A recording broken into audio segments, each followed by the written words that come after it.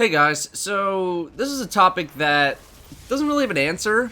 I guess it's just more kind of free-form writing or talking from me. Just a thing that I wanted to talk about.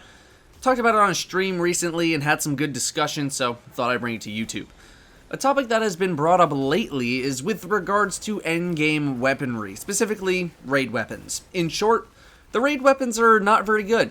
The raid heavy machine gun is fantastic, the pulse rifle is decent, but nothing crazy, and the rest of the weapons in general are pretty forgettable. This is in contrast to Year 1 weaponry, specifically stuff like Fatebringer, Found Verdict, Vision of Confluence, Black Hammer, etc. Shouldn't this be the opposite? Shouldn't I really care about endgame loot and endgame weapons like I did in Year 1? Shouldn't it be the best? In pretty much every other loot game, endgame loot is widely considered as the best. MMOs, dungeon crawlers, whatever you want to name it, it's the best. In Destiny, for a while, it was the best, but not for the same reasons. In Year 1, you ended up with light 300 items. In Dark Below, this was increased to 331. You couldn't increase the level of the items from the previous raid, but they were still good enough to use in nearly any aspect of the game. This pissed off a lot of people because a lot of people liked those super good weapons because they were so good. House of Wolves changed the game again by increasing the cap to 365, but introduced Etheric Light, which allowed people to bring those old weapons up to 365. This was good and bad. Good because we could use the really good weapons again, but bad because it made anything that wasn't those weapons absolutely bad or meaningless. I never once cared about weapons in the House of Wolves at all because I didn't ever need to care because I could just bring up stuff from the past, which was really, really good. Now, we're in the Taken King, where anything can be brought up to the max if you have the drops for it. This makes endgame loot both meaningful and not meaningful at the same time. It's meaningful because you need it to get higher light, but it's not meaningful because if you have something that you like already, say a weapon, then you're just looking for a weapon that has a high number so you can dump that weapon into the thing that you actually like. This decision is very easy to make with King's Fall, considering the raid weapons are not fantastic. You care about the number on the gun, not the gun itself. There are so many factors at play here that it'll be impossible to please everyone. I don't mind living in a world where every time a new raid comes out or a new cycle of weaponry comes out, that I leave the old stuff behind for the new stuff. I lived it for 7 years in World of Warcraft, a couple of years in other MMOs that I played, and I could live with it in Destiny. But other people don't like that. They want to hang on to those good weapons because they devoted the time to getting them, or they just want to hang on to them, or they think they're really good, or whatever reason. So you have the people who don't care and are just looking for the highest numbers, and you have the people who do care because they want to hold on to something that is really good. And that is where we find the critical difference between something like World of Warcraft or any other MMO or any other RPG and something like Destiny. Weapon feel. MMO weapons don't have any sort of feel to them. If I'm swinging an axe in World of Warcraft, that axe feels just like any other axe or sword or greatsword or whatever I'm using. It's just a weapon model and a set of stats that I need to optimize on my character in order for my character to do the most damage. I don't have to worry about the axe's weight, center point, mass, anything like that.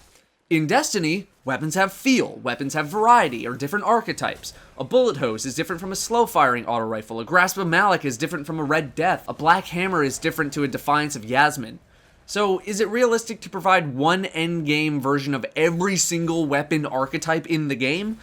Probably not, although it's certainly possible. It would just be a lot more work, and it might be a feasible answer to solving the problem of endgame weaponry. The current system is complicated. You don't want everyone looking the exact same, but you do want people to care about endgame loot. You don't want people using stuff that they don't want to use solely because of stats, but you want people to use the endgame loot as to incentivize the endgame. Transmog, or in Destiny terms, Infusion, seeks to try to help solve this problem, but it can only go so far, and then occasionally goes too far. Then we have exotics, which are a tier above legendaries, and are in their own system, not raid-specific, strike-specific, or anything like that. Most systems have it so, in Destiny terms, vendor gear is equal to approximately strike-level gear, then heroic strike gear is better than strike or vendor gear, then raid gear is better than the heroic strike gear, then the hard mode raid is better than the raid gear. And in a way, sort of, it is like that until Infusion was brought into the mix, where now literally anything legendary can be hard mode raid quality in terms of power, assuming that you can get the items from the hard mode raid in order to buff it. There is no limit to individual items, whereas in other games, there is a limit. Weapons in Destiny are, fortunately or unfortunately, depending on how you look at it, not just balls of stats that we throw at our character and have our numbers go up.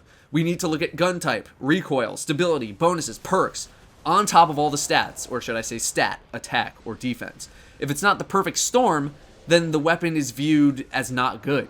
Why was a vendor weapon, the hung jury from Dead Orbit, made into one of the best weapons into the game? Shouldn't that be reserved for raid weapons? But then, if you just made the raid weapons the same thing each time, except with a different coat of paint on it, is that fine? That's technically what it is in other MMO experiences, and I know a lot of people would be happy with Fatebringer 2.0, 3.0, etc. Would that get boring? What if there were better perks or more advanced perks reserved only for raid weapons? It's a lot of questions, but most of them rotate back to Destiny not being as deep as an MMO in terms of the MMO experience. The game can only have so much depth behind Bungie's design philosophies and what they want for the game.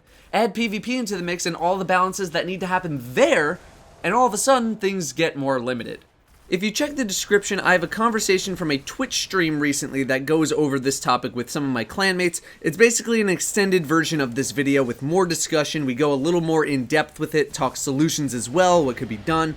I can't upload it to YouTube, unfortunately, because of music issues. I had music going on in the background, but if you're looking for a little more on this topic, that is the place to go. Like I said, I don't really have a point to this video or a central conclusion or anything. It was just kind of like a smattering of thoughts, but I was just looking to talk about something that has been on the minds of some players lately. I could talk a while on this topic. I probably left a few things out, but I didn't want this to drag on forever. I'll pose this to you guys. Do you like the current system, the current endgame system, weapon system, whatever? Would you rather see raid weapons be more powerful and more coveted? If not, how come? Let me know your thoughts. Thank you guys very much for listening, and I'll see you next time.